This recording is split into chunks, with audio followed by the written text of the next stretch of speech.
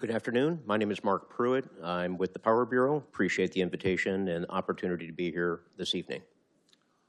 Chris Townsend from CJT Energy Law. I'm a longtime energy attorney representing all sorts of entities in the Chicagoland area other than the local utilities. So large energy users, municipalities, investors, developers, electric co-ops, transmission companies, on a wide variety of issues. Represented them on legislative issues, regulatory issues, even out in the marketplace entering into contracts. For 25 years, I was with big law firms. For the last 5 years, I've been the managing partner at CJT Energy Law, my own law firm.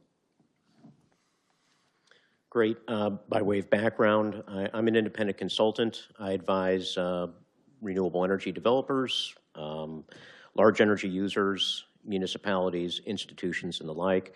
I used to be somebody in the Illinois energy business. I was the director of the Illinois Power Agency, was responsible for negotiating the wholesale power contracts for Commonwealth Edison and Ameren, Illinois, as well as the renewable portfolio standard. Before that, I managed electricity and natural gas procurement for all the state agencies while I was at University of Illinois at Chicago. And I used to work at NICOR right up the highway here earlier in my career.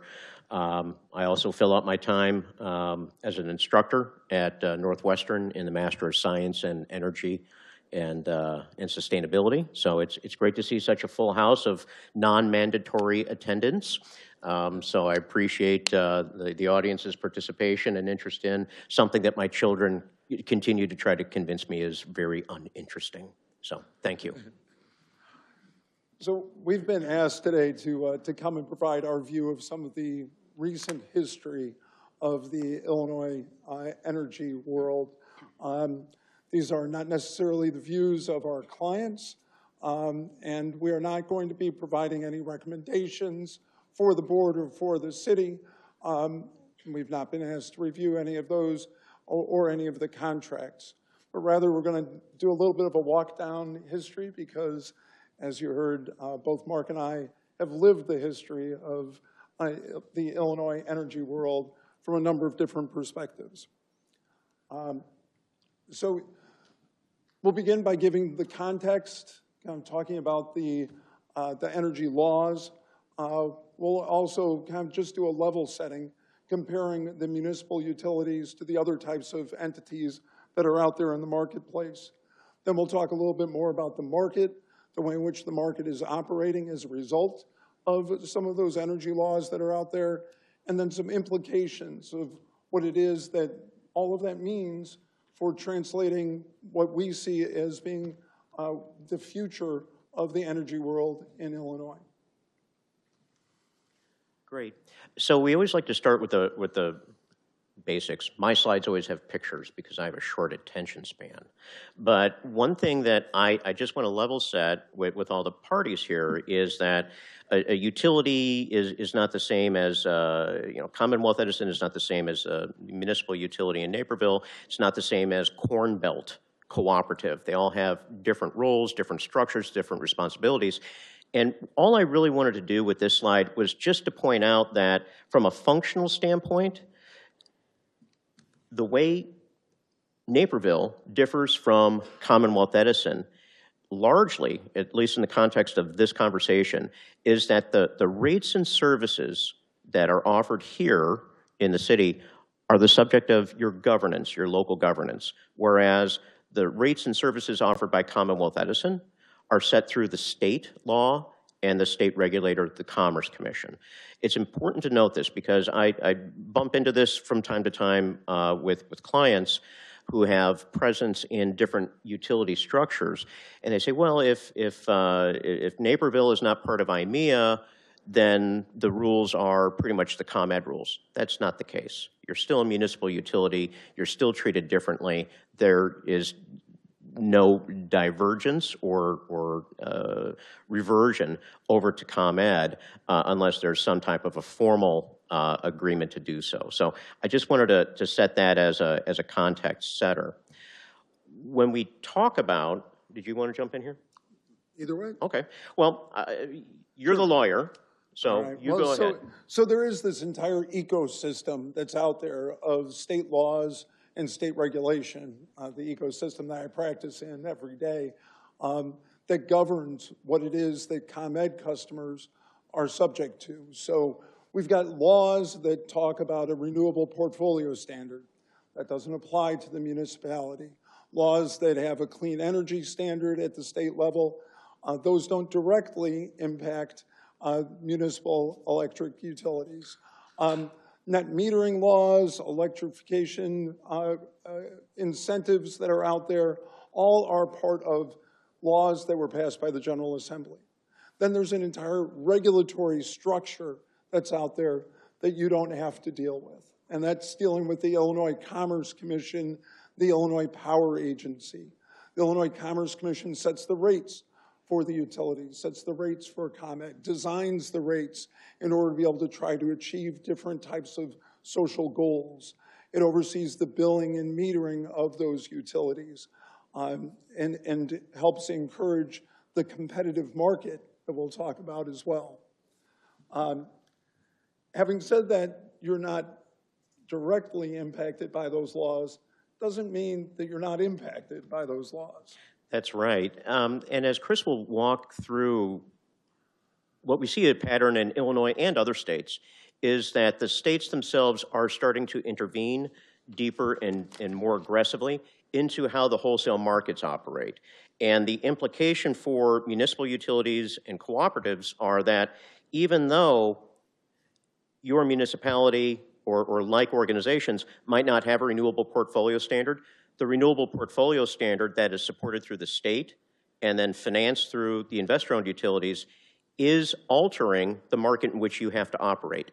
It's not directly on you, but it's affecting your environment, right? So that's one of the takeaways that we're just going to focus on and try to delineate a little bit in terms of when we see a state policy, we know that that doesn't immediately impact you, but ultimately it will. And a good portion of our presentation this evening is to talk about how does the state of Illinois intervention affect both the supply side and the demand side of the wholesale markets. And as we all have gone through our introductory econ classes, when you start affecting supply and demand, you start affecting price, but you also start to affect reliability.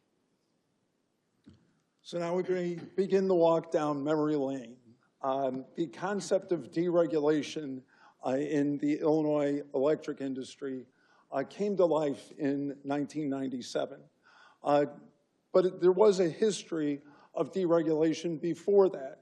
You think about the deregulation of the airline industry, the trucking industry, the phone industry. Illinois was actually a leader in the idea of having competition for phones. Phil O'Connor was one of the leaders of the Illinois Commerce Commission here, and he led that charge on a national level. Having been successful in the phone deregulation effort, he, along with another chairman of the Illinois Commerce Commission, a subsequent chairman, Terry Barnage, led the charge for deregulating the energy industry in Illinois. And so the original concept for deregulation was to have the state step away from governing the idea of generation of electricity, rather than approving a construction of a power plant or disapproving of one. The state would step back and allow the market to decide what type of power plant should be built and have the market take the risk as to whether or not that was going to be a successful plant or an unsuccessful plant. Now the state is once again intervening in the wholesale markets. As we'll walk through the history here, instead of deregulation, we really are seeing the state step in a number of different ways for different subsidies that have impacted the wholesale marketplace. So far from being a fully deregulated wholesale market, we have a number of different laws and regulations that are impacting the wholesale market. Walking through the history, again, 1997, Illinois passes the Customer Choice and Rate Relief Law, that provided an automatic discount to residential customers. It wasn't until 2002 that residential customers got to choose their electric supplier. What did that mean for the municipalities? There was no choice that was mandated for municipalities. You had your own contracts. You had contracts with ComEd at the time to supply the wholesale electricity. That changed, though, as ComEd stepped away from the generation market, made a decision that it was going to sell its generation and no longer was a part of the generation market.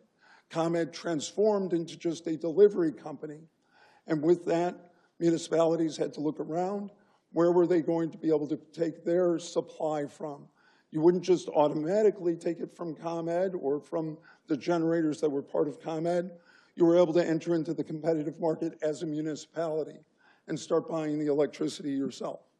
So that was the first step of deregulation or the restructuring journey in Illinois. In 2007, so again, 5 years after customers had choice, residential customers had choice, we had our next piece of major legislation, the Illinois Power Agency Act, essentially trying to prevent the utilities from self-dealing. Rather than having the utility as the provider of the last resort, have an automatic contract with its affiliate that it had just spun off, the General Assembly said, we want to have a separate agency that will go out there and procure that electricity. And it introduced the idea of RECs. You want to explain what a REC is and what the IPA did at the time?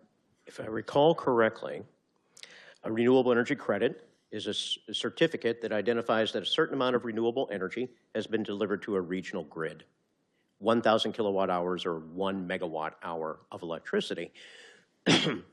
And in Illinois, the Renewable Portfolio Standard was also part of the Illinois Power Agency Act, and it required the utilities to purchase a certain number of renewable energy credits equal to a percentage of the utilities' total delivered volume on an escalating scale, at the time going up to 25% of load match by 2025. So when people hear that the utilities in Illinois are buying renewable energy, that's not strictly true. They're purchasing certificates that identify that renewable energy was delivered at some point to the regional grid, and that it's not necessarily the electricity flowing through the wires that's renewable. It's just a certification that they've purchased these certificates and therefore can claim that a portion of their load is sourced from, quote unquote, renewable energy as defined in the statute. So again, you'll find a cadence here. Every 4 or 5 years, there's new massive legislation that's passed before the General Assembly that coincides, I think, with a number of the legislators retiring because having gone through this process, there aren't a whole lot of legislators that want to sign up to go through the process of having omnibus energy legislation again. But the next step is the Electric Infrastructure and Modernization Act, or it's referred to as IEMA or EIMA, depending on who you're speaking with. This is actually the smart grid legislation. It's represented a change in the way in which the regulatory structure worked in Illinois. Rather than having the Commerce Commission regulate those delivery rates fully, they changed to an idea of formula rates and essentially said ComEd just had to file information with the Commerce Commission that wasn't challenged at the same level, and they were able to have rate increases that went in automatically as a result of those formula rates. We also saw with IEMA, the introduction of a new social program associated with workforce development. So we've got the legislature, again, beginning to step into the wholesale market with some of the Illinois Power Agency Act and suggesting renewable energy. And now they're saying we're stepping away from the regulatory oversight of the utilities with IEMA. Then we come to the next large piece of legislation, the Future Energy Jobs Act. In this act, we have massive nuclear subsidies. Clearly the most aggressive entry into the wholesale market that the General Assembly had ever. where they provided cash to be able to keep the nuclear units in Illinois continuing to operate. They also enhanced the renewable portfolio standard, provided additional guidance as to the exact types of programs that they wanted to have advanced underneath that renewable portfolio standard, including community solar, low-income solar, and they started to have energy efficiency standards. Again, standards that weren't applicable to municipal utilities, but were mandated on the electric utilities. The last major piece of legislation was CEJA, the Climate and Equitable Jobs Act. 2021, again, we have additional nuclear subsidies that were a part of that legislation, more funding for the renewable portfolio standard, increasing the charges for customers throughout the state of the utilities, not of municipalities again, more workforce development, and now we've got a whole new level of regulatory oversight that's being put back into the law, as opposed to having the Commerce Commission sidelined. Commerce Commission is more active than it's ever been in its history, not only looking at the specific rates of the utilities, but also trying to do long-term planning, trying to set up the state in order to be able to meet some of the most aggressive goals for clean energy in the entire United States. And probably most relevant to your discussions ongoing, CEJA was the legislation that set the deadline for the reduction in emissions for carbon emitting power generation in the state with for all units greater than 25 megawatts in nameplate capacity, which affects the Prairie State Power Station. So it's been 4 years since CEJA was passed, and what does that mean? It means that there's more omnibus energy legislation that's being debated down in Springfield, and we'll talk a little bit about what that is, what's being discussed down before the General Assembly, and how that might be able to, that might impact municipalities in the state as well. Great. So it wouldn't be a consultant presentation unless you had a lot of numbers. So we're going to go high speed, low drag during this portion. So you can go back and take a look at these numbers or call us back and we'll explain. But a couple of things that are really pivotal right now in the policy discussions in Illinois is the state is very, very focused on meeting its renewable portfolio standard goal, which originally was 25% by 2025. Under CEJA, it converted into a clean energy goal with 100% clean energy by 2050. That clean energy is a combination of nuclear as well as renewable resources, okay? So to pay for that, at least the renewable portion of that, all the ComEd and Ameren and Mid-American energy customers in the state pay a renewable portfolio standard fee. That fee amounts to about $585 million a year. Those dollars are then embargoed or made available through the utility for purchase of renewable energy credits from approved projects, wind, solar, some hydro, and a few other minor categories. What we're showing here is the latest report from the Illinois Power Agency that identifies that the $585 million a year is not enough. You see all the way over on the far right-hand side from, I learned this from my accountant, is that when there's parentheses, that's not a special note. That means negative balance. So essentially what this is saying is that as dollars come in each year, they're expended. The rate of expenditure, or the burn rate, is such that by 2028, 2029 period, the RPS will be negative in terms of final balance. So one of the drivers in the policy discussion is if the current RPS does not have sufficient funds to continue to purchase renewable energy credits to meet the goals, what should be done, right? Should they raise the RPS fee? Should they change the goal? Should they move some things around? So this is going to be really pivotal because this, in Illinois, the RPS funding is a primary driver of renewable development throughout the state. So it's an introduction on the supply side of the equation. So as you get more of these assets into the marketplace, it has a cost impact.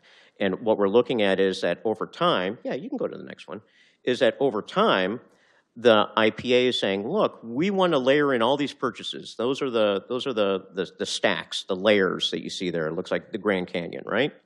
But those planned procurements cannot get us up to the green line, which is the RPS goal in Illinois, that there's always going to be this gap. So again, the policy discussion is, do we try to race up to that line, or do we stick with the current budget and deal with those constraints as they stand today?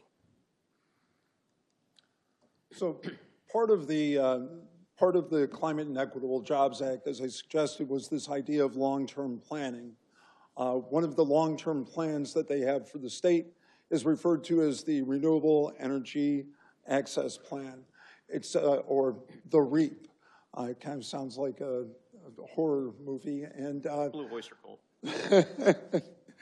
But the REAP is designed to be the roadmap to be able to reach these extraordinary goals that were set for the state.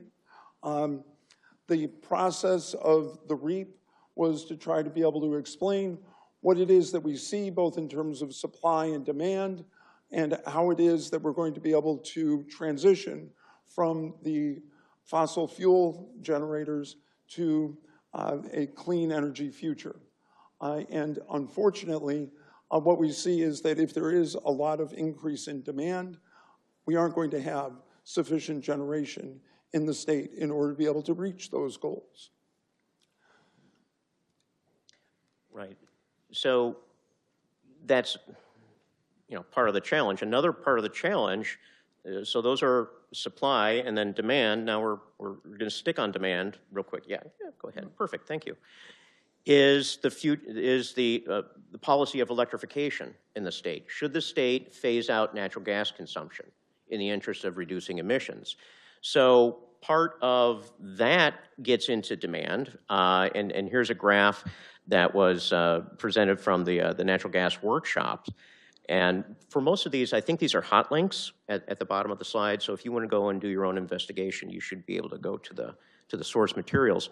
But what this graph is showing you is, starting over on the left-hand side, ComEd's peak winter load, peak load for electricity in the winter, 16,500 megawatts.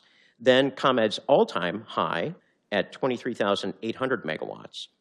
Then, so that's on the electricity side. If you take a look at NICOR gas, the equivalent in terms of their average winter hour, the amount of natural gas that's delivered, the MMBTUs on an equalized basis, 30,600. Their peak all-time high, 63,300. If you combine the winter peak hourly load of ComEd's electricity and NICOR gas's equivalent electricity consumption, if you were to replace the gas with electricity, you would need 79,800 megawatts to meet the wintertime requirements in northern Illinois. If you add on Peoples Gas, North Shore Gas, that goes to 108,000 megawatts, which is a 8x increase, 7x increase over the current peak demand for ComEd. So this gets to a little bit of a hidden issue in Illinois, which is if you're going to phase out certain types of energy sources, it needs to be replaced with something else. The question is, what is it going to be replaced with? Issue A. And then secondly, what are the increases and enhancements to the distribution and transmission system that's going to be necessary to deliver that amount of electricity? You can't simply push all that electricity through the current system. It will need to be significantly enhanced. So this gets to that demand side of the equation, which is, okay, we have these policy aspirations. Do they fit within the context of what the market can deliver? So the goals in CEJA are that we're going to have a carbon-free power sector by 2045, and that we're going to have a carbon-free energy economy by 2050. So the future of gas process, or the fog, the next horror movie, I guess, title for the state, is trying to explore what it means to transition to a zero carbon economy and how it is that we're going to be able to do that. So they've already started this process, and it's been a series of workshops that have been held, just educational to date. But now that process is beginning to turn to try to look at what are the different pathways that we would be able to do as a state in order to be able to get there. What are the different pilot programs that the utilities could try in order to layer in something like renewable natural gas as a component or geothermal energy? How are those pathways going to be able to be embraced as a state? One of the things that's getting lost at times during that discussion, though, is what is the overall cost of that? And this kind of gives you the idea of the magnitude of the effort of what it is that we're talking about with that type of transition. Another critical component of the transition to this carbon-free energy world is a multi-agency report with solutions, or refer to it as the MARS. This process from MARS is the idea of bringing together the Illinois Commerce Commission, the Illinois Power Agency, the Illinois Environmental Protection Agency, all to come up with a report that will be presented to the General Assembly by December 15th of this year. The report is designed to not only catalog where we're at with regards to the transition, but also identify if there are reliability concerns. Are there things that we should be worrying about as part of that transition? And the law requires them to propose solutions if they do identify reliability issues. And as we'll highlight, there certainly is reason to believe that there could be reliability issues on the horizon. So I broke the no more than 12 words on a page, on a PowerPoint page on this one. I apologize. But this is just a rundown of a number of the topics that are being discussed in Springfield right now. There are about 6 separate bills that relate to energy. There's a sense that they will somehow in some configuration merge into a larger bill. But I just wanted to lay these out. I'm not going to read them to you, but a lot of this, the activity, is trying to address some of the challenges that the RPS is finding, to respond to the warnings from PJM, from Mid-Continent ISO, NERC, about the reliability, the eroding reliability throughout Illinois. And so you can see these, take them in your own time, but I think we just go ahead and move on to the next slide. So market operations. So we've talked about policy, and we know that as things change at the state level, that's going to have an impact on supply demand at the wholesale level. It's going to have an impact for cost and availability of resources for Naperville. Regardless of whether you're an IMEA or you're on your own, doesn't matter. You're still going to be exposed to the wholesale market. So the issue is what direction is the market going in the context of these policies? And then what hedging opportunities does the utility have to protect itself and the residents from price and reliability risks that might come from that? I always try to start with a point on cost. If you can just go back, thank you. That when we talk about the cost of electricity, it's always helpful to break that out into 3 separate buckets. One is the actual commodity itself. The second is the capacity, or called here reliability capacity. And the third is transmission. The other category would be ancillary services. Just take into note that when you talk about energy prices, in the wholesale market, energy and capacity are largely set through auction processes. So they reflect the relative balance of supply and demand at the point of time when the auction is held. Transmission is a little bit different. It's more fee-based. Ancillaries are also back on that auction process. So you get changes in price over time, and that is reflective of supply and demand. That is a regulatory decision.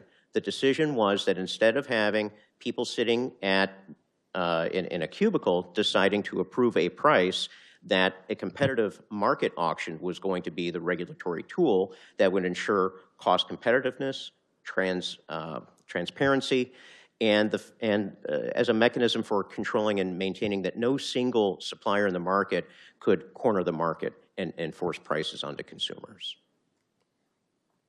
The auction process is fairly simple.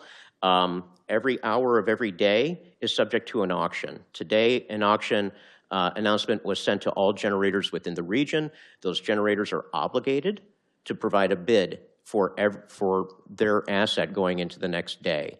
Every hour, there's a process that PJM in our region uses that stacks up all of the offers for energy supply between 1 and 2 p.m. tomorrow afternoon. Give me a price today and a volume. They get lined up according to price, and PJM says, what's our demand expectation for between 1 and 2 o'clock tomorrow afternoon? It's right where the vertical demand line is on this graph. They say, we need everything to the left of that line to be under contract. The marginal producer is a gas producer in this case. That sets the spot price. That spot price is then paid to the renewables, the nuclear, the coal, and the gas assets that all cleared the auction.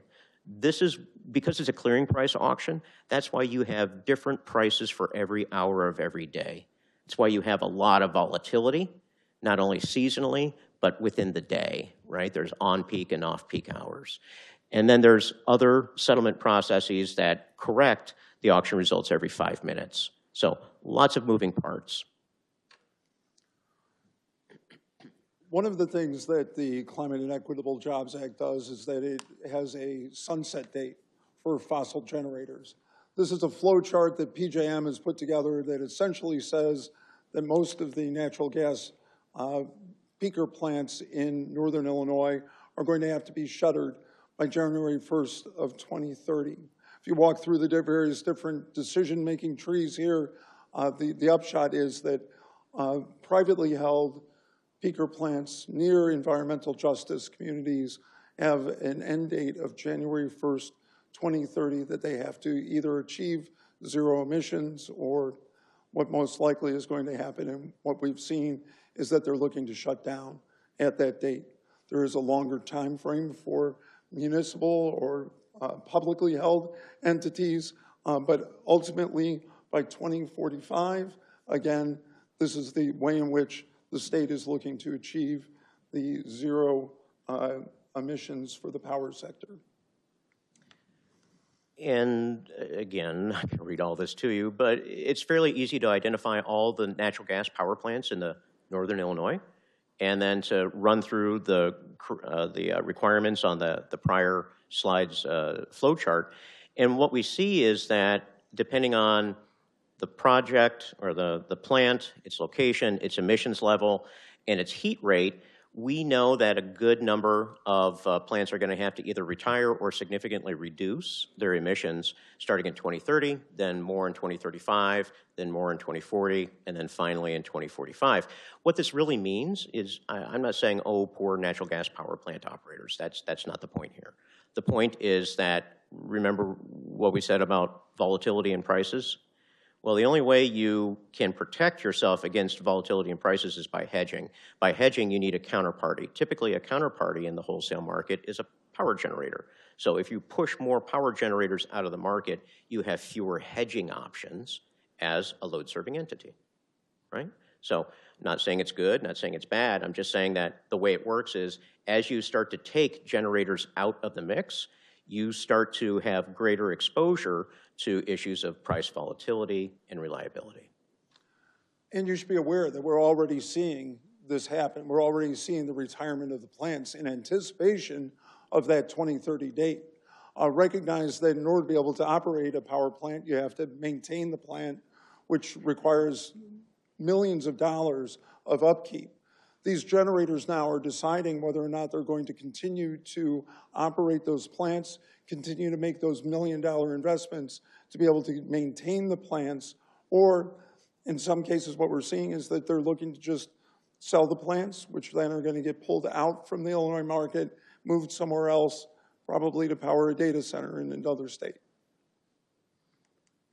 So if those retire, can't we just replace them with wind and solar? Well, absolutely you could, but the wholesale markets are going to have to pick up the pace. This is a study from Lawrence Berkeley Laboratories that took a look at the past 10 years of wholesale power projects that have been proposed for interconnection to the wholesale market. So you see PJM there.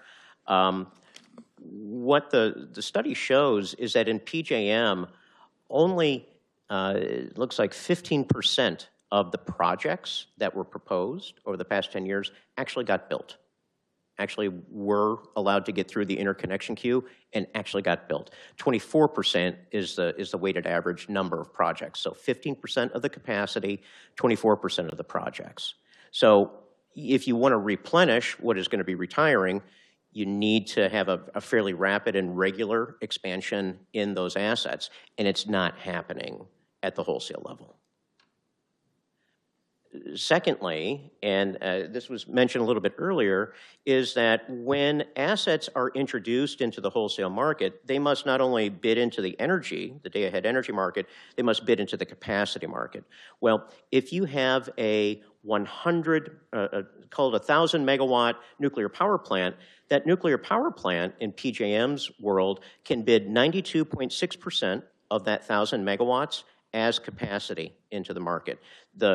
The numbers you're seeing here are an expectation of availability. Capacity means the ability to meet peak demand on demand, right? So nuclear power plants are typically on almost all the time. So they're given a very high factor of 92.6. So they would have 926 megawatts from a 1,000 megawatt nuclear power plant would be counted as capacity.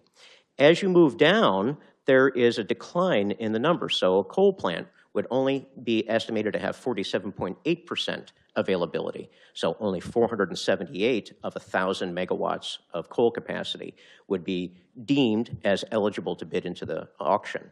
And then on down to hydro, wind, and solar. It's not saying that those assets are not valuable. It's just saying that they are not dispatchable. It's very difficult to have them available at a point in time when the grid operator needs them to dispatch at full output. This is a trend we've seen for quite a long time. We've seen natural gas and coal, ELCCs, estimated load carrying characteristics, ratings going down. It's just part of the environment. What this means for you is that even if you brought on, if you have 5,000 megawatts of natural gas assets retire in Northern Illinois, you can't simply bring on 5,000 megawatts of wind and solar. You need about 4x, 5x of that. And when you take a look at the interconnection success rate within PJM, again, it's just not backfilling quickly enough. And it's not just Mark and Chris saying this. PJM manager just noted that they expect a capacity shortage in the general PJM market as early as 2026, 2027, which is pretty much right now. And then also PJM filed with, in the FERC docket, noted below, the ComEd region will likely face a shortfall of 680 megawatts by 2030 if the reliability requirement and settle, that's the import-export limits, values remain constant. So it's not five-alarm fire, but it is definitely iceberg ahead in terms of, is there enough capacity available in Northern Illinois to meet peak demand? And just to kind of bring that home, when you don't have enough generation to meet demand, that means there is a brownout or a blackout. So what we are seeing in these words is code for there is an increased risk of blackouts in the Chicago area before 2030. And why is that? Well, we've already identified the supply issues, but let's take a look at the demand issues. Part of the part of the balance is, do you have enough supply to meet your demand? Well, if demand was flat, the way it has been for most of my career in Illinois, no problem, right? You had excess capacity, you could afford to have some of that retire. However, we have most recently from PJM's load growth and peak demand projections, you see 2024 and 25 there going up fairly steeply. There is a projection that demand for electricity is on the upswing throughout all of PJM, and that there is a pronounced need for new dispatchable capacity to meet that.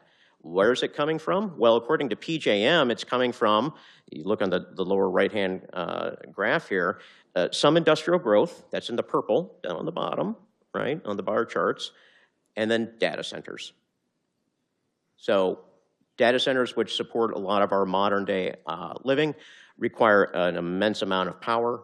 The projected growth rate in ComEd looks very similar to the projected growth rate in all other portions of PJM. And you can see that, you know, the ComEd's summer peak demand is expected to go from somewhere around 20,000 megawatts up to 25,000 megawatts in the fairly near future.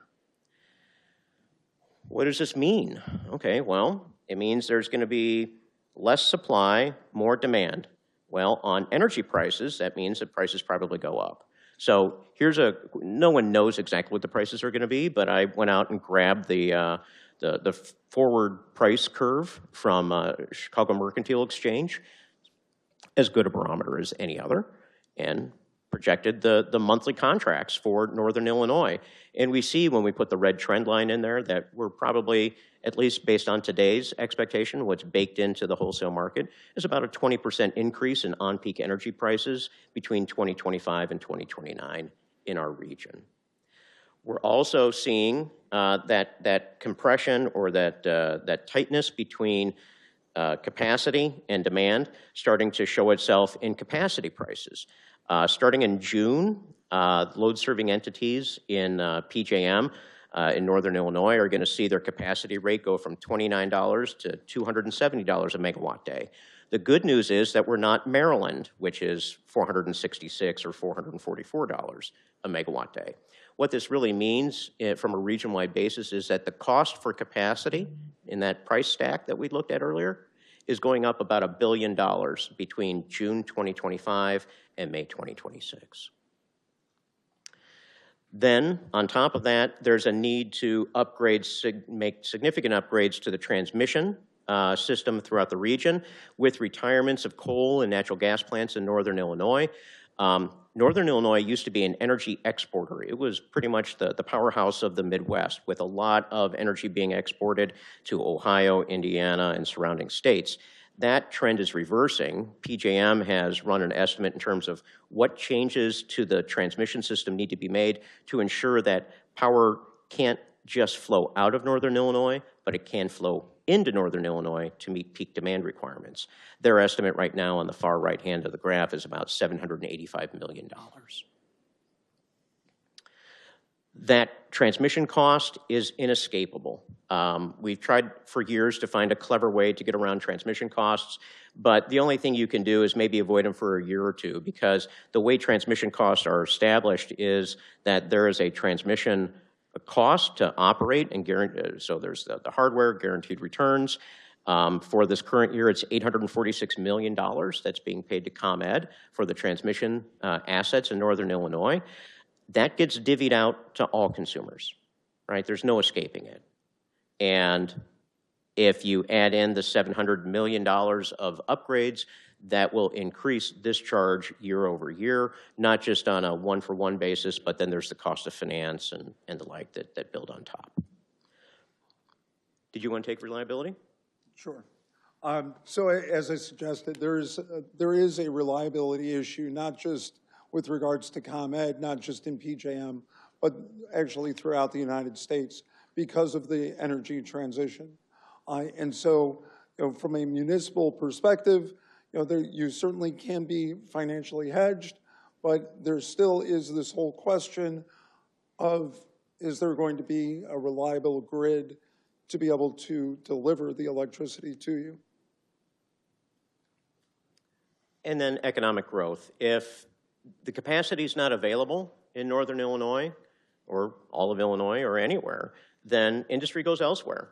Take a look at a data center. 1,000 megawatts of data centers represents about $12 billion in development costs, and then it's about $60 billion of equipment costs within the data center. Data centers will go elsewhere. If there's not capacity in Northern Illinois, they'll go to Ohio, they'll go to Kentucky, they'll go elsewhere.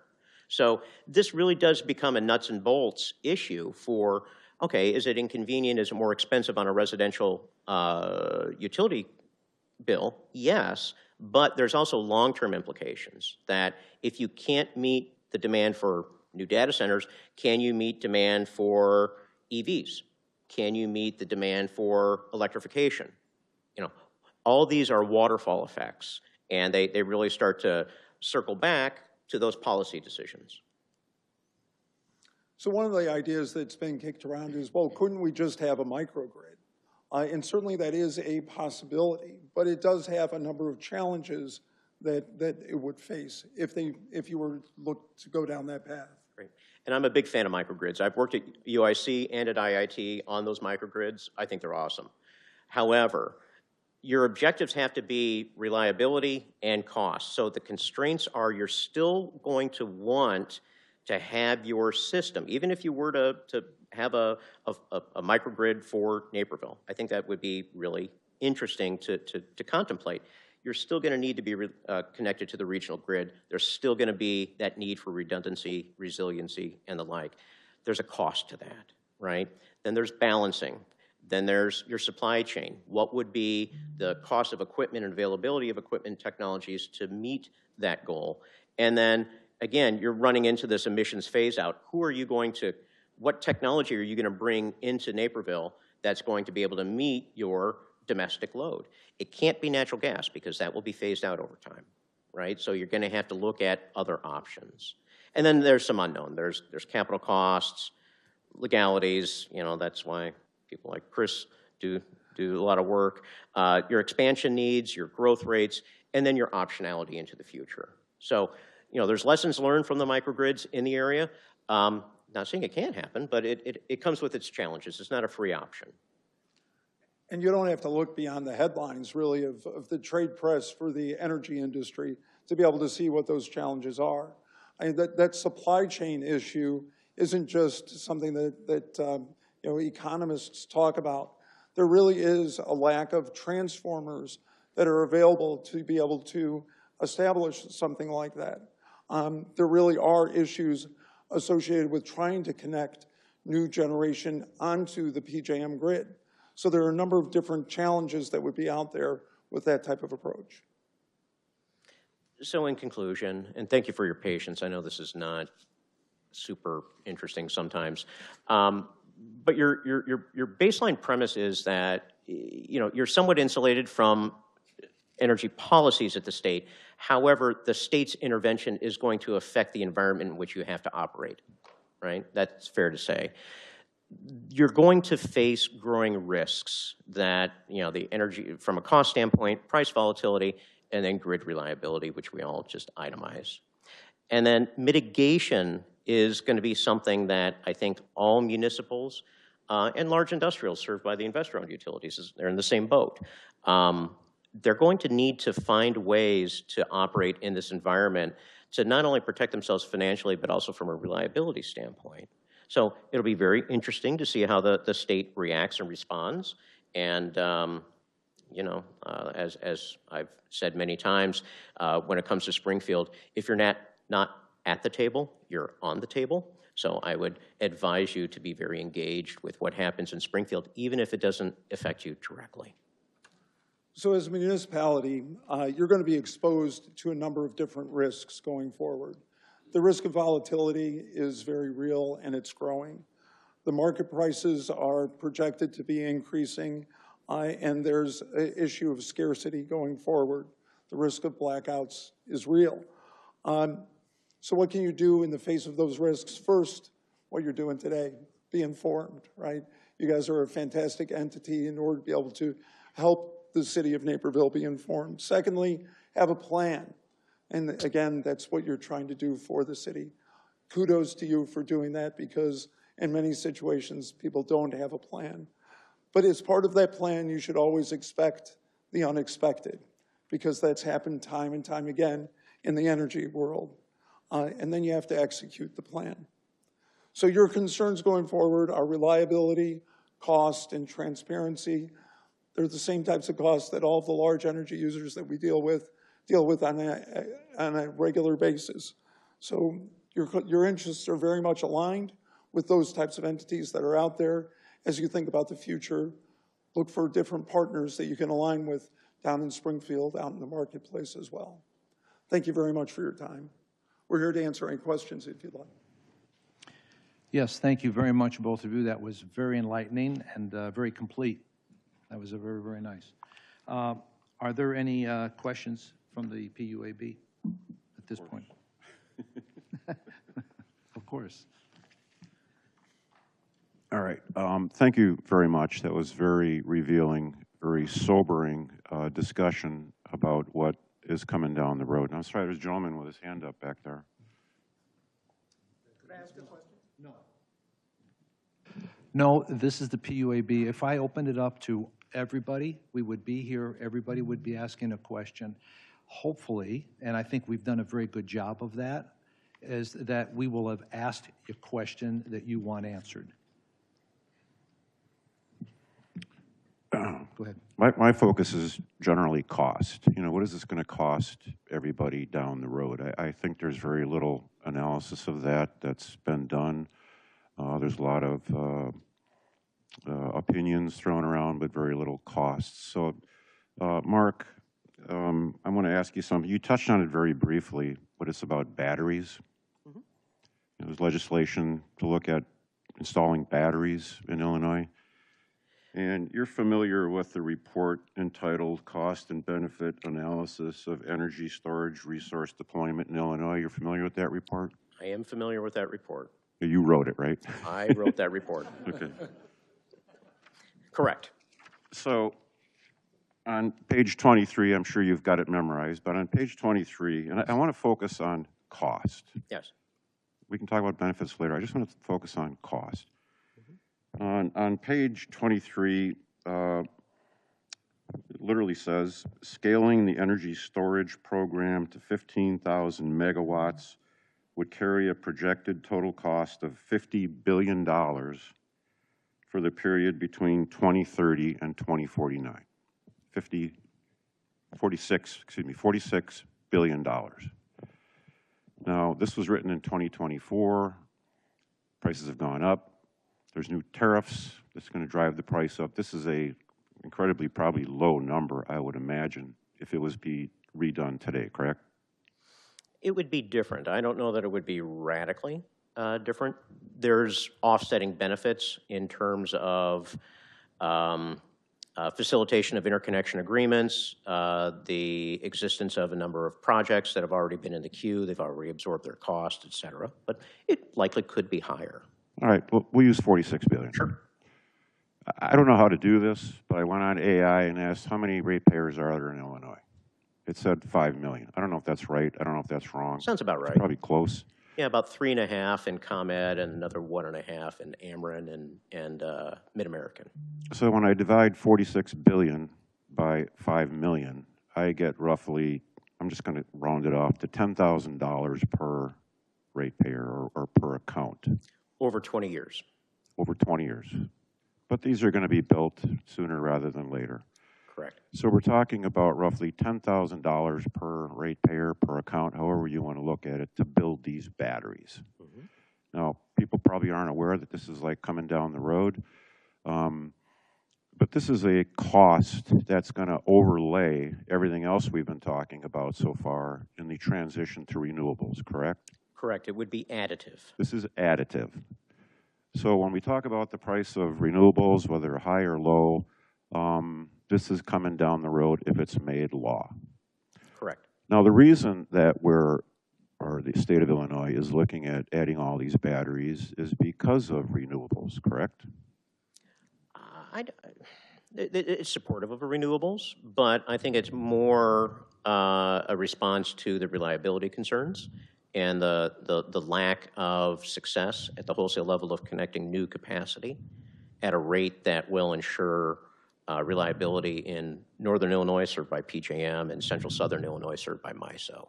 Okay, but you need batteries to operate at night because the sun's not shining, right? I mean, Correct. This is why you put batteries in when clouds go overhead, solar fields don't produce. So you got to have batteries, right?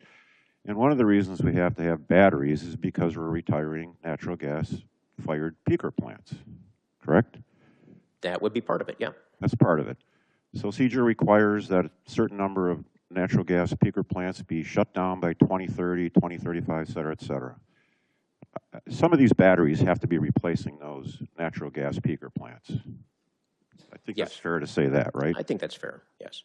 So, are you familiar with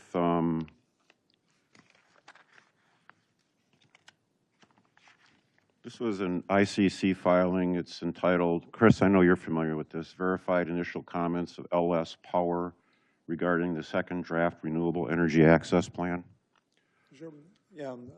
This is a report that was issued by an owner of some of those peaker plants, these natural gas peaker plants. Just for everybody's benefit, these plants run when the RTO calls for power because there's been a shortage or there's a demand, there's a need. They ramp up immediately, they go down, they come up, they go down. They fill the gap between supply and demand. That's right. On the hottest days that they are asked to run, but they also serve an important purpose of being able to help balance the grid when there's an unexpected outage of a plant, for example.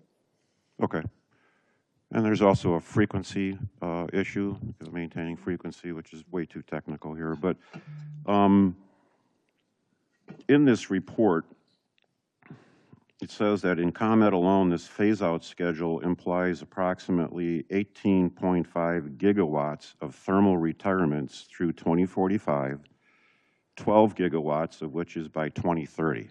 That's what the report says. Yeah, and again, you remember that flow chart that I had up there that PJM put together. Essentially, that report crunched the numbers for the peaker plants and said, what does that mean in terms of which plants are going to have to be retiring by 2030, 2035, 2040. Okay, I'm just reading what it says.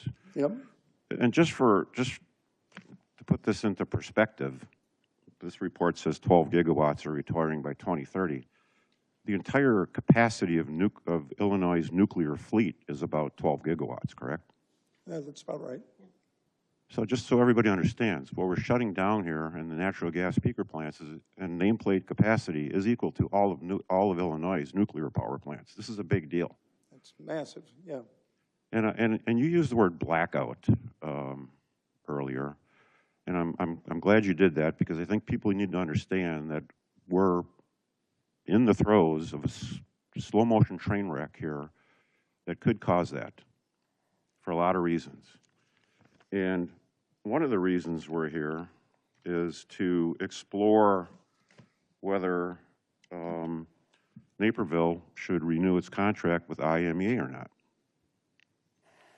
If Naperville chooses not to renew its contract with IMEA, presumably it's going to have to go out and buy power out in the future sometime through some process. Or we can build our own power generation sources. But more than likely, Naperville is going to go out and buy power from whomever, do some PPAs, get some wholesale energy from suppliers, et cetera, et cetera. I would imagine that it would start getting serious about that in, say, the year 2030. I'm just making up numbers here. I don't know. Because the IMEA supply contract ends in 2035. So I would assume that it would start working, Mr. Goff would start working early on that and trying to figure out where our power is going to come from. What's your opinion of Naperville going out, trying to buy power in 2030 when these natural gas-fired power plants are all going to be shut down because of CEJA? You've mentioned the word blackouts. We have reliability concerns because of all the wind and solar that's being absorbed into the system. What's your opinion about going out into the market, pick a year, 2030, 2031, 2032, and trying to secure power? Can you give an opinion on that? Yeah, I appreciate the underlying of all of those concerns, and they're real concerns. The role that we're playing here today is essentially as reporters, not as recommenders, right? So we're providing you with the history of what we've seen historically, the impact of what those laws are going to be going forward, reporting essentially what people are saying out there in the marketplace as to what they anticipate.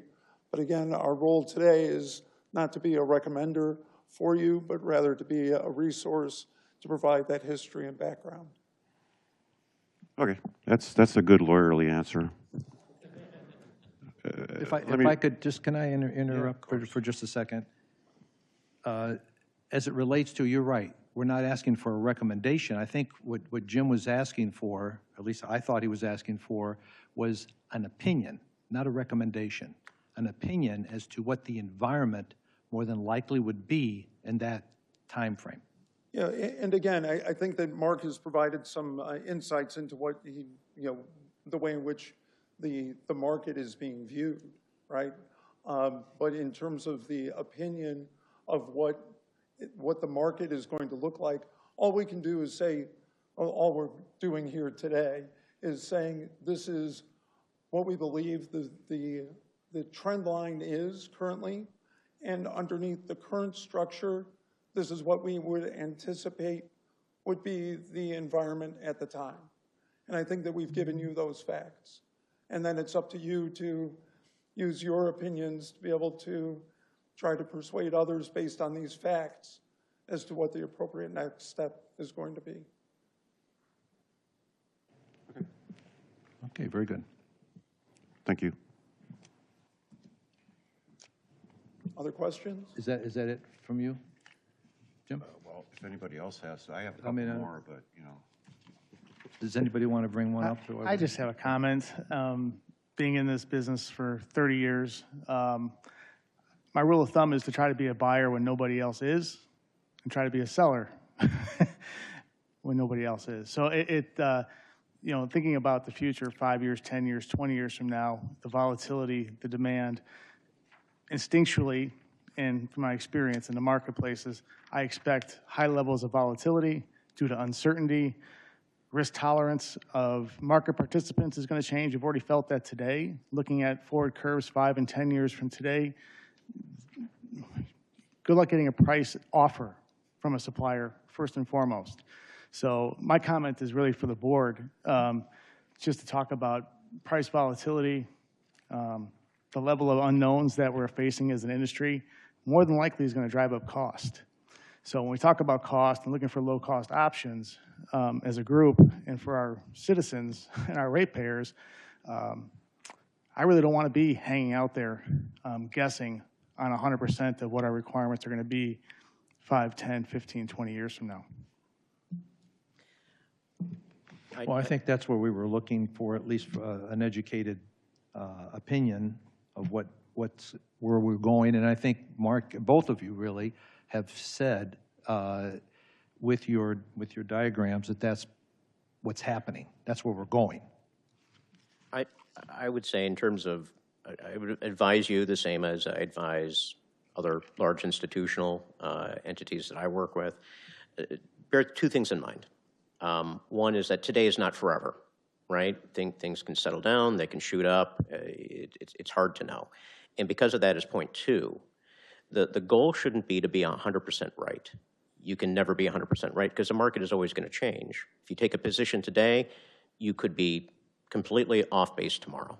The goal is not to be 100% right. It's not to be 100% right. It's not to be 100% wrong, which is, an old-fashioned hedger's way of saying you need to really dig into what are all of your options, and then to have a plan to say if this, then that. Because it's going to change. I was able to pull prices for 4 years. Getting, 15-year prices, that would be a really, really tough job. So I think that the advice is try to diversify to the extent possible, but you have to be realistic in terms of what options are available within the market. And that goes back to our thesis, which is state policy is impacting what options are available in the market. So when you have state policy, the wild card that keeps on adding, I guess, to the complexity of the situation, and it's a complex situation for sure, to say for the city that things could be better or could be worse, or that we could be missing something if we get obligated one way or the other is not necessarily, if you're thinking about yourself, do you want to leave yourself out that way and say, I guess I'll just hope that things will catch up versus this is what we see, this is what the numbers are showing us right now, right? Yeah, I agree with that. I would just say that hope is not a really good business plan. That's right. So, That's exactly. you know, but I think your sentiment is directionally absolutely correct. You have to really understand the constraints of what we know and what we think we know. You know, just going to PJM, they've operated since the 1920s. And yet, over the past 2 years, they've had to correct their forward demand projections based on heretofore unforeseen growth in demand, right? They were caught flat-footed. They admit it. It's not a criticism. It's just an observation. So if they can miss it, all the rest of us can miss it as well. Again, one of the underlying points is expect the unexpected, right? There are many known unknowns, but there are also many unknown unknowns. And so having a plan needs to take that into consideration as well. Excellent. That was it. Anybody else? Yes, please, Bill. Thank you guys for the presentation, very insightful. Wondering, in your guys' professional experience, if you've ever consulted with any similar type users who have been in a similar situation where they are potentially signing a contract that starts 10 years out into the future? And if so, what did that look like? Yeah, I don't know that I've ever had a client that was looking to enter into a contract 10 years, a contract that would begin flowing 10 years into the future. I have advised clients with regards to energy procurements that would have locked them in for a certain strategy for, you know, decades going forward, but never a situation where the actual contract delivery would begin that far in the future. I haven't ever done that. Nor have I. And could you just share with us what is the longest period of time that one of these clients has entertained? There's a concept of chilled water agreements that have kind of the longest lifespan that I've seen. And so, you know, that requires, you know, buildings to be signing. You know, at the time they were talking about 50-year agreements. You know, I don't know that I've ever had a client that signed a 50-year agreement, but I know that that's been discussed for that type of district cooling, chilled water agreement type of structure. I'm sorry, I may not ask the question correctly. We're looking at a time frame where the contract would begin in 10 years. So how far out have you advised a client to begin a contract? Yeah, it usually is within the year. Within a year? What about like with virtual PPAs or, you know, those types of deals that are more structured? I mean, usually those are at least 5 years out before you start seeing traction or implementation. Right. I was going to comment that I worked on a number of VPPAs, PPAs, similar transactions. Data center transactions tend to be 5, 6, maybe 7 years into the future, but that's not the 10 years that was mentioned by Phil. And I kind of view this a little bit like, for the board again, that the IMEA, you kind of have to look at this as though you are entering into a virtual PPA type of structure because they are putting together plans for incremental large-scale solar arrays that will benefit the city. So for me, I think about, you know, the timing of this is not that far out of, I guess, the realm of reality based upon the amount of structure that has to go into place before actually buying batteries, buying solar, buying land, doing the things that it takes to get these projects actually built and operational. Not to mention, we talked about the interconnection issues with PJM and trying to get those things through and the backlog there. So there are timing issues, in my opinion, that I think support you know, the time frame that IMEA has presented to us. Again, large-scale real estate development, I've dealt with those types of delays for that as well. I just don't know that I've actually suggested in that situation that they be signing an agreement at that time. Any other questions? Michelle, no? Yeah. I guess just a kind of a comment back. I totally appreciate the need for, you know, planning out and ahead. I think the difference between 10 years in advance versus maybe 9 gives us a little bit more time to do some more due diligence. That's my thoughts at this point. Thank you. Yeah. Oh, Yeah, okay, that's a good point. And I'm going to turn the spotlight over to Director Groth over there. Because I think, we're kind of between a rock and a hard place here. We got this deadline from IMEA, which says make a decision now. But if we wait too long, that decision point may go away. And I just wanted to clarify some facts with Director Groth over there.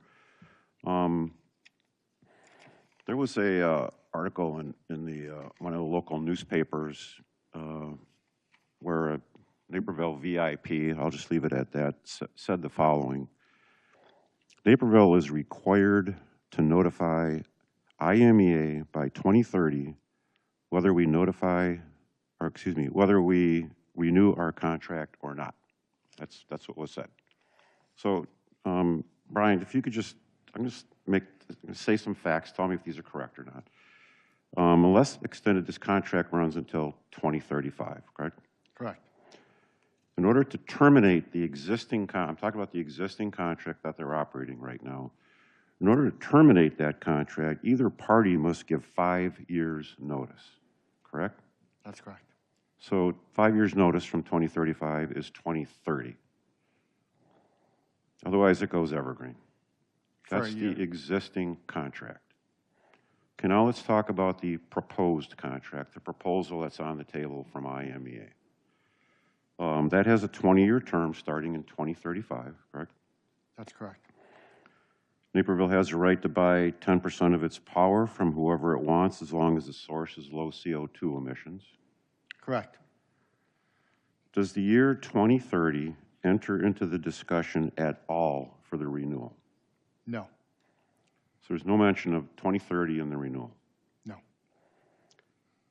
IME asked all of its members to accept the contract proposal no later than April 30th, 2025, correct? That's correct. How long has that offer been on the table? About a year and a half. Year and a half. Does Naperville have a contractual right to accept IMEA's proposal after April 30th, 2025? No. So after April 30th, IMEA can retract its offer and Naperville would have no recourse, correct? That's correct. Now, I understand that out of the goodness of their heart, they could give us some more time if they want, but technically what's written in black and white in that proposal is an April 30th deadline. If we pass it up, they could just say, so long, Naperville. They could do that if they wanted to, correct? The board of directors could, yes. If Naperville were to put this out for bid,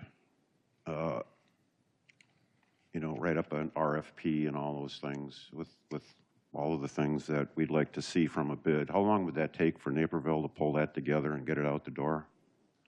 About 6 months is what our procurement folks request for an RFP. 6 months. Yes. So this is the rock and the hard place. We've got this April 30th deadline, which, this is like an option, so to speak. And if those of you that trade stocks, it's an option. It's in the money. It has an expiration date, and we either exercise it or not.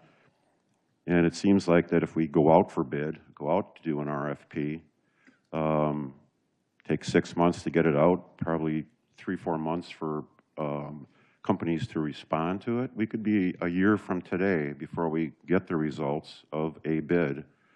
And I would think that more than likely IMEA would have rejected us by then. That's just my opinion looking at these dates and facts. I'm not asking you to agree to that or anything. But I think that's the risk that we have on the table right now. As we went through last meeting with the PUAB, IMEA in 2035 is going to offer us a very, very low price for the power that they generate. $30 a megawatt hour they disclose to us as their production cost at Prairie State. We're a partial owner, through IMEA, we're a partial owner of Prairie State. We see their books, we know what their production costs are. They own the coal in the ground. It's the only price increases between now and then are CPI. There's no market risk whatsoever. So what we're facing is a $30 megawatt hour price for power starting in 2035 versus who knows what it'll be in the market in 2035. I think those are the facts that we're facing right now, and you know, our new city council leaders will have to make a decision whether that's an option they want to pass up on or not. Brian, do you have a sense of, I mean, if we go back to IMEA and ask, hey, can we have another year to make a decision? Could you extend this off for another year to give us some more time?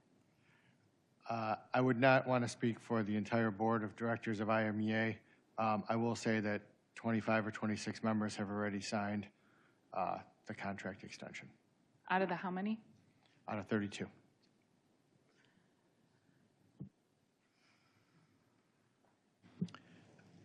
If going out to kind of follow what your thought is, to say that to get a request from someone to give us a price that far out, how likely is that? Russ, you're in that business. What would you say? If the pool of bidders is going to be small, I don't think we're going to have a whole lot coming back to us. I mean, we've had conversations. I mean, personally, I've spoken with BP, I've spoken with Constellation, and I've asked them the question about pricing, 10 years from today, and they're like, well, we'll give you a price today for the next 10 years, but I'm not going to give you anything that starts 10 years from now. So the market, again, liquidity in the marketplace is an important factor, and there is no liquidity 10 years from now in the marketplace. So you're 100% risk as to what the market's going to provide. So that doesn't sound like a very good option. I mean, you're not going to get anyone to respond to you that wants to obligate themselves to provide power to us 10 years from now. Yeah, and certainly when you look at the graphs that Mark and Chris put up about future demand, especially if gas peakers go away. If I'm a generator and I can look down the curve and see, oh my goodness, look at all the demand coming my way, or the lack of capacity coming my way, I'm going to hold on to that as long as I possibly can before I get a price on it. So I think that's an important factor of how these markets behave. When you are an asset owner or a supplier in this business, they work on very thin margins, 95 to 99% of the time, and they're looking and waiting for that 1% of the time to capitalize. And it's when the markets get tight and they get volatile that these participants, they get rewarded. I don't want to be on the wrong side of that. Any comments on that? What we've just discussed in front of you? I have no comments on your calendar dates, but in terms of Russ has mentioned in terms of the market dynamic of requesting prices, that's consistent with my experience as well.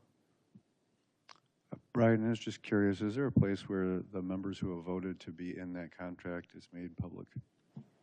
Yes, it's been made public in the board meetings. The contract extensions have been voted on by the board of directors.